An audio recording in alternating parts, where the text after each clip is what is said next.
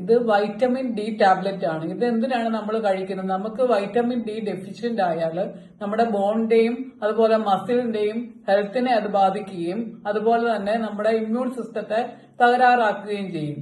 അതോടൊപ്പം തന്നെ vitamin D കുറഞ്ഞു പോയാൽ, നമ്മുടെ ബോഡിയിൽ കുറഞ്ഞു പോയാൽ നമ്മുടെ ബ്ലഡ് പ്രഷറിനെ കൂട്ടാനും ഒരു സാധ്യതയുണ്ട്. അത് എങ്ങനെയാണെന്ന് വെച്ചാൽ, നമ്മുടെ കിഡ്നി വൈറ്റമിൻ ഡി കുറയുമ്പോൾ നമ്മുടെ കിഡ്നി റെനിൻ എന്ന് പറയുന്ന ഒരു എൻസൈമിന്റെ ഉൽപാദനത്തെ വർദ്ധിപ്പിക്കുകയും ആ റെനിൻ പ്രവർത്തിച്ച് നമ്മുടെ ലിവറിന് ആൻജിയോടെൻസിനോജിൻ എന്നൊരു ഘടകത്തെ ഉൽപാദനം കൂട്ടുകയും ചെയ്യും. അങ്ങനെ ആൻജിയോടെൻസിൻ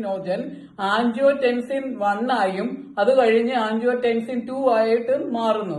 ഈ ആൻജിയോടെൻസിൻ 2 അഡ്രീനൽ ഗ്രന്ഥിയെ പ്രവർത്തിപ്പിച്ച് അതിനോടൊപ്പം ആൾഡോസ്റ്റിറോൺ എന്ന് പറയുന്ന ഘടകത്തെ ഉൽപ്പാദിപ്പിക്കുന്നു. അങ്ങനെ റെനിൻ, ആൻജിയോടെൻസിൻ 2, ആൾഡോസ്റ്റിറോൺ ഇത് മൂന്നും ഒരു സിസ്റ്റമായിട്ട് പ്രവർത്തിച്ചുകൊണ്ട് നമ്മുടെ ബോഡിയില് ബ്ലഡ് വെസൽസുകൾ എല്ലാവരും കൺസ്ട്രക്ട് ചെയ്യും, ചുരുക്കുമ്പോൾ നമ്മുടെ ബ്ലഡിന്റെ ഫോഴ്സ് കൂടുകയും ബ്ലഡിന്റെ വോളിയം കൂടുകയും അങ്ങനെ നമ്മുടെ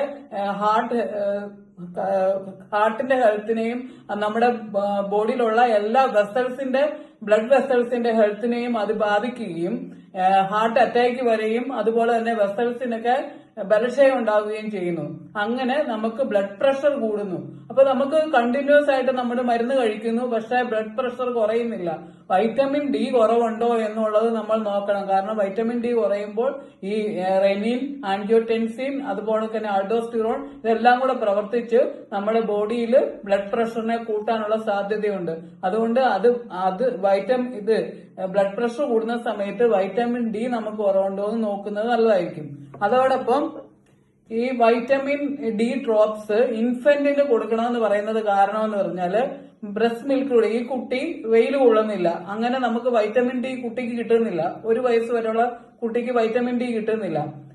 മുലപ്പാലിൽ കൂടി കൊച്ചിന് കിട്ടുന്നില്ല വൈറ്റമിൻ ഡി. അങ്ങനെ വരുമ്പോൾ 1 വയസ്സാവുന്നത് വരെ ഓരോ ഡ്രോപ്സ് വെച്ച് വൈറ്റമിൻ ഡി കുട്ടിക്ക് കൊടുക്കണം.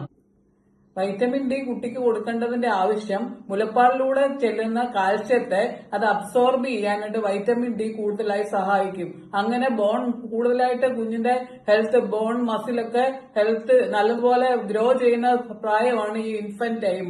ആ ടൈമില് മുലപ്പാലിലൂടെ ചെല്ലുന്ന കാൽസ്യം അബ്സോർപ്ഷൻ കൂട്ടാനായിട്ട് വൈറ്റമിൻ ഡിക്ക് സാധിക്കുന്നത് കൊണ്ടാണ് ആ ടൈമിൽ വൈറ്റമിൻ ഡി കൊടുക്കണമെന്ന് പറയുന്നത്. അതുപോലെ തന്നെ നമ്മുടെ ബോഡിയിലും വൈറ്റമിൻ ഡി കുറഞ്ഞു പോയാൽ, അതായത് നമ്മൾ സൺസ്ക്രീൻ ഒക്കെ ഇട്ട് പുറത്തു പോകുന്നു, സൺസ്ക്രീൻ അപ്പൊ അബ്സോർപ്ഷൻ നടക്കുന്നില്ല കൂടുതലായിട്ട്. അതുപോലെ നമ്മൾ കൂടുതലായിട്ട് പുറത്ത് വെയിൽ കൊണ്ട് കറുത്തു പോകുന്നത് കൊണ്ടും ഒക്കെ നമ്മൾ വെയിലത്ത് അധികം ഇറങ്ങുന്നില്ല. അങ്ങനെ വരുമ്പോഴും നമുക്ക് വൈറ്റമിൻ ഡിയുടെ അബ്സോർപ്ഷൻ കുറയുകയും കാൽസ്യത്തിന്റെ അബ്സോർപ്ഷൻ കുറയുകയും നമ്മുടെ ബോഡിയുടെ എല്ലിനും ഒക്കെ ബലക്ഷയം സംഭവിക്കുകയും എപ്പോഴും മസിൽ ക്രാംസും എല്ലുകൾക്ക് വേദനയും ജോയിന്റ്സിന് വേദനയൊക്കെ വരും. അതുകൊണ്ട് വൈറ്റമിൻ ഡി കുറയുന്നുണ്ടോ ഇല്ലയോ എന്നുള്ളത് ഇടയ്ക്ക് നോക്കുന്നത് അത്യാവശ്യമായിരിക്കും.